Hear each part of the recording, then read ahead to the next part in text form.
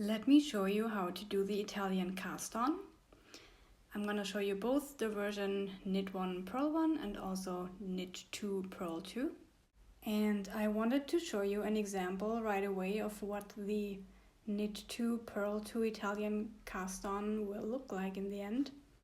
So you have here this nice little round edge that looks very professional in my opinion, and I used this here on my design, the winter morning hat.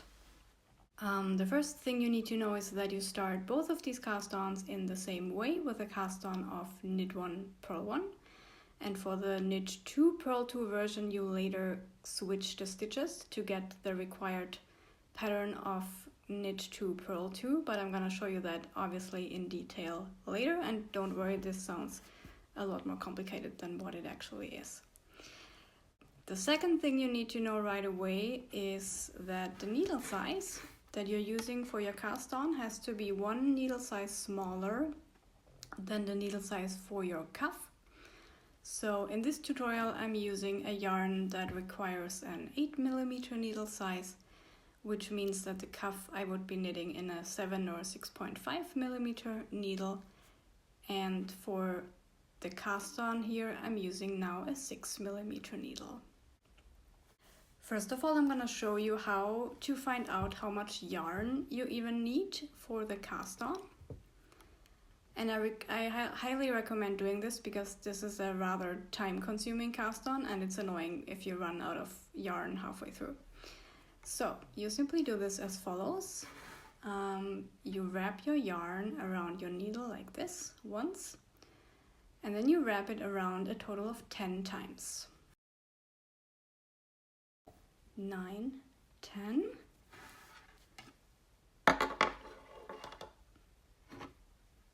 And now you know that this amount of yarn you need for 10 stitches.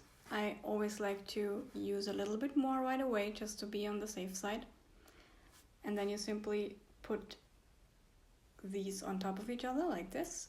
And now this is yarn for 20 stitches, and then for 30 stitches like this, and then 40, and so on and so forth until you have your required amount of stitches. Next, I'm gonna show you how you hold the yarn because it's a little bit different. So this short end with this little mess here, the short end you put around your thumb like this, and the long end from your skein you put around your pointer finger, and then you just hold them like this, and then you've created this little triangle here. And the first stitch you do as follows. You put the needle on top of the yarn, and then you go under the thread that goes around your thumb. And that is the first stitch. Gonna show it again. Put the needle on top, and then you go under the thread that goes around your thumb. Second stitch, which is supposed to be a purl stitch, you do as follows. You go under the thread that goes around your pointer finger, then over the thread that goes around your thumb, and then underneath both of them. And that is a purl stitch, which you can also identify at this little bump here. Knit stitch, you go under the thread that goes around your thumb, over the thread that goes around your pointer finger, underneath both of them. Purl stitch, under the thread that goes around your pointer finger, over the thread that goes around your thumb, and underneath both of them. Knit stitch, under thumb yarn, over pointer finger yarn, under both of them. Purl stitch, under pointer finger yarn, over thumb yarn, under both of them. And now I'm going to show you a little mnemonic to help you remember this. So First of all, as you might have already noticed, the principle of how you create both the knit stitch and the purl stitch is always the same. You always go first under one of these two threads, then over the other one, and then underneath both of them. And depending on whether you want to create a knit stitch or a purl stitch, you either start at the thumb yarn or at the pointer finger yarn. And to help you remember this, I want to show you how I do it. So rather than thinking in knit stitch and purl stitch, I like to think in even and odd numbers, simply because I like to count my stitches while I'm casting on. And for the odd numbers, you start at the thumb thread, and for the even numbers, you start at the pointer finger thread. And the mnemonic is that for the odd numbers, so 1, 3, 5, 7, etc., odd numbers at opposable thumb. They both start with an O, odd and opposable. And then you will know automatically that the even numbers you start at the other thread. So let me show you. We are at stitch number 1, 2, 3, 4, 5, 6, 7. That is an odd number, so odd opposable thumb. So I go under, over, underneath both of them. Stitch number 8 is an even number. That's at the pointer finger, under, over, underneath both of them. Stitch number 9 is an odd number again, so odd opposable, under, over, underneath both of them. Stitch number 10 is an even number again, so under, over, underneath both of them. And you just keep doing this until you have your required amount of stitches on your needle. And at the end of the row, I'm gonna show you a little trick how you turn your work easier, because these stitches are quite loose on the needle, but I'm gonna cast on my required amount of stitches first. So I have cast on my required amount of stitches now. You end with a purl stitch because you cast on an even number of stitches. And now before you turn your work, you simply do something similar as with the long tail cast on, which is you simply go like this, and then you put your needle through here, grab the yarn, and pull it through. And now these stitches are fixed and they won't fall off the needle anymore, and then you can just turn your work easily. Okay, and now you're all set to start this very first row here. I personally don't join my work in the round just yet, simply because I find it pretty hard with these stitches to see, you know, are they upside down, are they not upside down, and then you twist your work in the end, and that's very annoying. So I would recommend only joining in the round after this first row. I'm gonna show you obviously how to do that later. And you start this first row by unraveling this very first stitch, again, that we only made to secure the stitches. So you just carefully slip it off the needle, pull on the thread, and then you see this is the first stitch. The yarn is literally just lying over your needle here, and you cannot really knit this, but that's an easy fix. You simply take your two threads here and you're gonna twist them a couple of times like this, and then you can pull a little bit here, or push actually, and then you've created a stitch that you can now knit into. And in this row you're gonna knit the knit stitches through the back loop, and the purl stitches you're gonna slip with the yarn in front. I'm gonna show this continental style first and then English style. So knit, also like it's good to hold this a little bit while you're knitting this very first stitch. So I'm knitting it through the back loop slip the purl stitch with the yarn in front, knit through the back loop,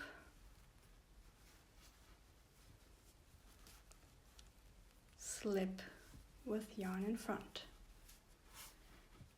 And English style, I'm not very good at this yet, so bear with me. I'm knitting through the back loop,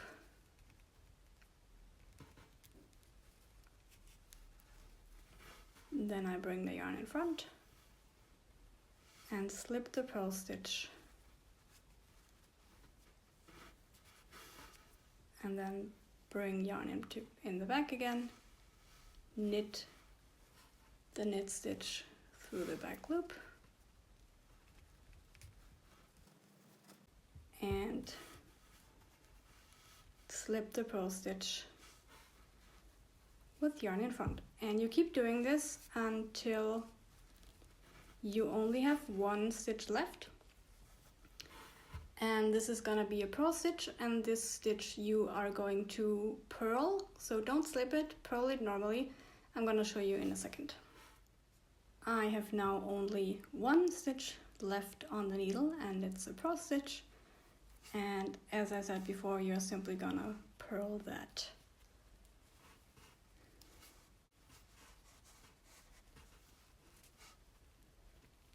Like this. Well, you can probably do that better than I. And that was the very first round. Row, I'm sorry. I keep saying round. It's a row. And now we're gonna actually join our work in the round here.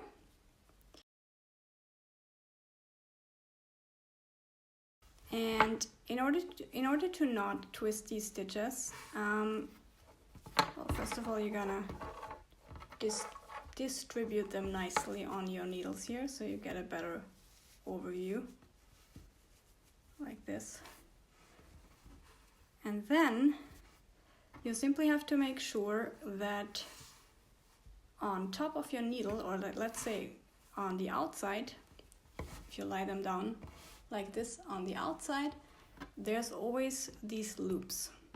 And on the inside, you have what you already knitted. And it works best if you really lie it flat on a table or the floor or whatever.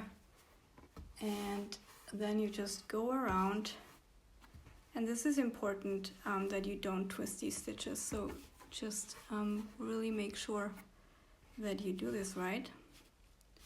Just gonna go around here and make sure that none of these are twisted.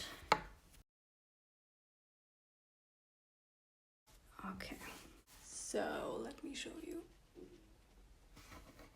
So on the outside you always have the loops, and on the inside there's what you have knit already. And then you're gonna grab a little stitch marker. Let me just get you a little closer again. And put that around your right needle. Sorry, I have this all backwards. There we go. Put it around your right needle. The working yarn always has to come from your right needle. That's a good rule of thumb to remember. And now you can knit in the round. And in this round, you will slip your knit stitches with the yarn in back. So you go into the knit stitch from right to left and have the yarn in the back, and you slip it. And the purl stitch you are going to purl, and then knit stitch, slip again with yarn in the back, purl stitch, purl. Let me show it English style. Knit stitch, slip with yarn in back, and then you bring the yarn in front so you can purl, and you purl the purl stitch. And then bring the yarn in back so you can slip the knit stitch, and then you purl the purl stitch, and you do this all the way around. I have now finished my round, and if your pattern requires a knit one, purl one cast on, then you are done now. So in the next round you can simply knit and purl as usually. Just don't forget to switch to the bigger needle sizes first before you continue. And if your pattern requires a knit 2, purl 2 cast on, then you have one more round to go, and then you're also done. And in this round we are going to switch the stitches to get a pattern of knit 2, purl 2. And you do this as follows. The very first knit stitch you're gonna knit normally. And then you're gonna go into these next 2 stitches as if to knit them together, like this. And then you simply slip them off the needle. And now we have switched them. And now you can put them back onto your left needle, like this. And then this knit stitch you're gonna knit through the back loop. And this purl stitch you're gonna purl through the back loop.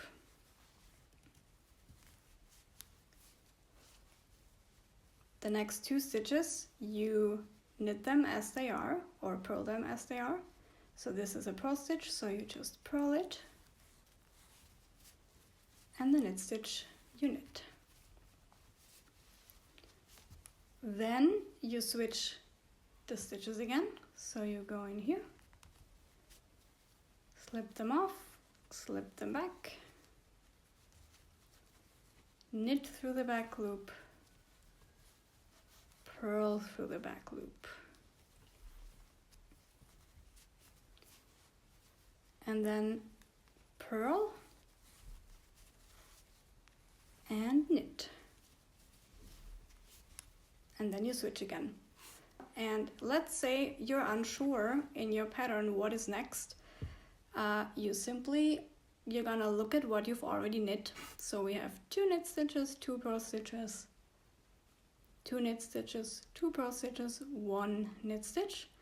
So the next stitch would be a knit stitch, but this is a purl stitch.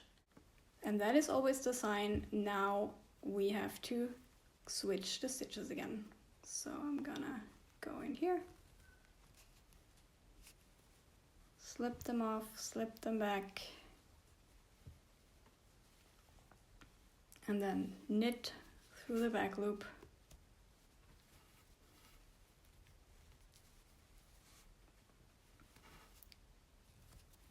And then purl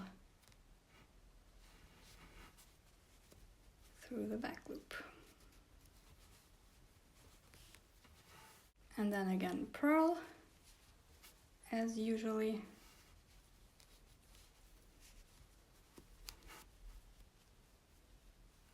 And then knit knit as usually. And then you're gonna switch the stitches again. So it's a 4-step, after this very first stitch that you knit normally, it's a 4-step pattern where you first switch the stitches, bring them back, knit or purl them through the back loop depending on what stitch it is, and then the next 2 stitches, the first one you purl, the second one you knit, and then you switch again. And you do this all the way around until the end of your round, and then your cast on is done. And then in the next round you can simply knit 2, purl 2 as usually. And again, don't forget to switch to the bigger needle size because the cast on will be finished by then.